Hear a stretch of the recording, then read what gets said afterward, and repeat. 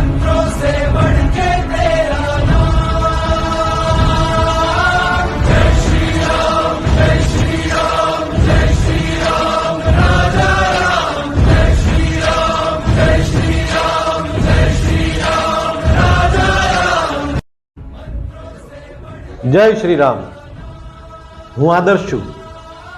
ભારતના ઇતિહાસમાં સર્વોચ્ચ અદાલતના ચુકાદાથી ખૂબ સરસ રામ મંદિરની પ્રતિષ્ઠા થવા જઈ રહી છે। રામ મંદિરમાં રામ ભગવાનની પ્રતિષ્ઠા થવા જઈ રહી છે।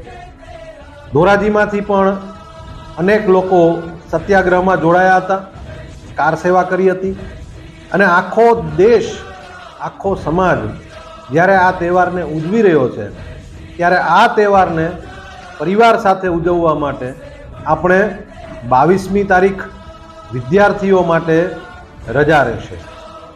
આ રજામાં રહી અને વિદ્યાર્થીઓ પૂરામાં પૂરી રીતે પોતાની આસપાસમાં આ તહેવારનું જે રાષ્ટ્રીય ઉજવણું થઈ રહ્યું છે એમાં જોડાઈ જાય।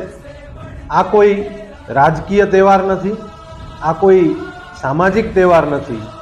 મારું સ્પષ્ટપણે એવું માનવું છે કે આ ધાર્મિક તહેવાર પણ નથી, આ સાંસ્કૃતિક તહેવાર છે કે જે આપણી સંસ્કૃતિ ઉપર વિદેશી આક્રાંતાઓએ કદાચ કોઈ હુમલો કર્યો હોય તો એમના ફરીથી પુનઃ આપણું જે સ્થાપન, આપણું જે સન્માન, આપણું જે માન છે એનું થવા જઈ રહ્યું છે।